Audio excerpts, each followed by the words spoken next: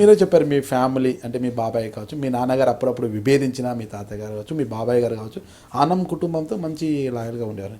అలాంటి మీరు ఇప్పుడు ఆనం కుటుంబంతో ఎందుకు విభేదిస్తున్నారు? ఎందుకు విభేదాలు? 2009 ఎన్నికల్లో జరిగిన ఇదిన తర్వాత ఏం జరిగిందంటే సరే ఎన్నికల్లో ఇట్ ఈస్ నాట్, అది నేను కొత్తగా చెప్పాల్సిన అవసరం ఏం లేదు సార్. నెల్లూరు నగర ప్రజలకి, నెల్లూరు జిల్లా అంతకీ కూడా తెలుసు వాట్ హ్యాస్ హ్యాపెండ్ అని. అయిపోయిన తర్వాత నేను బయటికి రావటం, ఇది నాట్ ఓన్లీ నెల్లూరు డిస్ట్రిక్ట్, ఇది మాది వరల్డ్ వైడ్ ఉంటుంది కాబట్టి ప్రపంచవ్యాప్తంగా ఉన్న ప్రతి ఒక్క తెలుగు వారికి కూడా ఏం జరిగిందన్న అంశం తెలియాల్సి ఉంది సార్. ఎన్నికల్లో వాళ్ళు చేయలేదని, లేకపోతే రకరకాల, ఇప్పుడు మీరే చెప్పారు పోస్టల్ బ్యాలెట్స్ దాచేశారని, రకరకాల వాటిలు జరిగినాయి. దాని మీద I don't want to give a detailed description sir, ఎందుకంటే it's over. 2019 it is past 7 years. అయిపోయింది, వాళ్ళతో విభేదించాం, కొట్లాడాం, జరిగిపోయింది. And today I'm in a place where I'm in a commanding stage. అంటే నేను అధికారంలో లేకపోయినా yes I'm N MLA.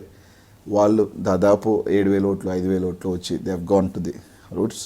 So దాన్ని I don't want to prolong, లేకపోతే దాన్ని ఐ డోంట్ వాంట్ టు ఇది. కాబట్టి when we're in a better position now, it's better to కొద్ది తగ్గించుకునేసి as we will leave it అనుకుని, జరిగిన తర్వాత మేము బయటికి రావటం, గొడవ చేయటం. చాలామంది 3 నెలలు ఉంటాడన్నారు, 6 నెలలు ఉంటాడన్నారు, సంవత్సరం ఉంటాడన్నారు, 1.5 సంవత్సరం ఉంటాడన్నారు, 2 సంవత్సరాలు అన్నారు. పోతానే ఉన్నాం. Today I'm here. 2009లో అంటే నియోజకవర్గాల పునర్విభజనలో భాగంగా ఇక నెల్లూరులో ఒక మంచి బీసీని తీసుకురావాలని ఫస్ట్ ప్రతిపాదించింది ఆనం వాళ్ళేనంటారు. అందులో భాగంగానే మీ కుటుంబం మీద ఉన్న అభిమానంతో కావచ్చు, మరే కారణం కావచ్చు, చిన్న వయసులైన మిమ్మల్ని తెర మీదకి తీసుకొచ్చారు. మిమ్మల్ని కాంగ్రెస్ పార్టీ అభ్యర్థిగా నిలబెట్టారు.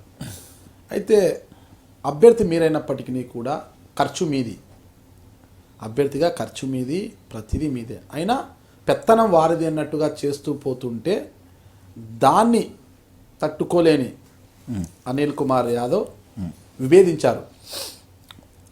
దానికి కోటంరెడ్డి శ్రీధర్ రెడ్డి గారు కావచ్చు, రూప్ కుమార్ గారు కావచ్చు, వీళ్ళంతా కూడా మీకు సపోర్ట్ నిలవడంతో వాళ్ళతో విభేదించారు. నన్ను డీగ్రేడ్ చేస్తున్నారు, నేను అభ్యర్థిని, నాకు చెప్పుకోండి, అన్నీ మీరే చేస్తున్నారు, ఖర్చు ఏమో నేను పెడుతున్నా, నాకు చెప్పుకోకుండా మీరే మీ ఇష్టానుసారం నిర్ణయాలు తీసుకుంటున్నారు, ఇది కరెక్ట్ కాదు, నాకు చెప్పండి, నేను అభ్యర్థినా కాదా, ఏమిటిది, మొత్తం వాళ్ళ హోల్లో జరుగుతోంది అన్న ఫీలింగ్ మీలో వచ్చింది. వాస్తవం అంటారా కాదంటారా? కాదండి, నాకు ఒక హ్యాబిట్ ఉంది. నన్ను పెద్దోళ్ళు ఎవరన్నా అన్నా కూడా I take it yes a granted. అంటే బాగున్న వాళ్ళు, when anyone is close to me. And ఎంత చిన్నోడైనా నాకన్నా పెద్ద అయితే అన్న అంటాను నేను. I take it. అది ఎంత చిన్న వ్యక్తి అయినా, అంటే రిక్షా తొక్కే వ్యక్తి అయినా, నాకన్నా వెరీ ఉన్నా కూడా, నాకన్నా ఏజ్ పెద్దదంటే అన్న అంటాను. నాకన్నా పెద్దోళ్ళు, నాతో అటాచ్మెంట్ ఉన్న వాళ్ళు కావచ్చు, కొద్దిగా ఇది ఉన్న వాళ్ళు రే అన్నా కూడా నేను పట్టించుకోను. I think it is of attachment అంటాను. నేను డబ్బులు ఖర్చు పెడుతున్నాను, అది అసలు నాకు అదేం లేదండి.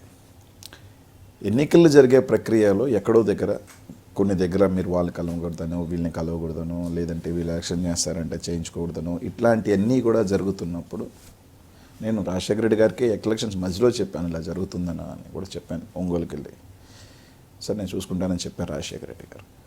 అయిన తర్వాత ఇవన్నీ జరగటం మొదలైనవి. ఇవన్నీ జరిగిన తర్వాత మీరు చెప్పినట్టు పోస్టల్ బ్యాలెట్స్ కావచ్చు, ఇవన్నీ కూడా నెల్లూరులో అంతా కూడా వాళ్ళు చేయట్లేదనో, శానిటైజ్ చేస్తున్నారు. మీకు విభేదాలు రావడంతోనే అప్పటి వరకు మీకు మద్దతు ఇచ్చిన ఆనం బ్రదర్స్ ఒక్కసారిగా యూటర్న్ తీసుకొని మీకు ప్రత్యర్థిగా నిలబడిన పిఆర్పి అభ్యర్థి శ్రీధర్ కృష్ణారెడ్డికి మద్దతు ఇచ్చారు. అంటే పరోక్షంగా అయిన తర్వాతే విభేదించానండి. ఎన్నికలకు ముందు ఘర్షణ వచ్చింది, దాంతోనే పిఆర్పి అభ్యర్థి శ్రీధర్ కృష్ణారెడ్డికి బ్యాలెట్ ఓట్లతో గెలవడానికి కారణం కూడా అదే. ఎన్నికలు అయిపోయిన తర్వాతే నేను విభేదించాను. నేను ఎప్పుడూ అప్పుడు దాకా ఒక మాట కూడా మాట్లాడలేదు, నేను ఇది కూడా నేను చేయలేదు. ఎన్నికలు అయిపోయిన తర్వాతే నేను మాట్లాడాను. అప్పుడు దాకా నేను ఏం మాట్లాడలేదు, నేను ఏమీ కూడా విభేదించలేదు. నేను మొత్తం వాళ్ళు ఎలా చెప్తే అలాగే చేశాను. ఎన్నికలు అయిన తర్వాతే నేను విభేదించాను.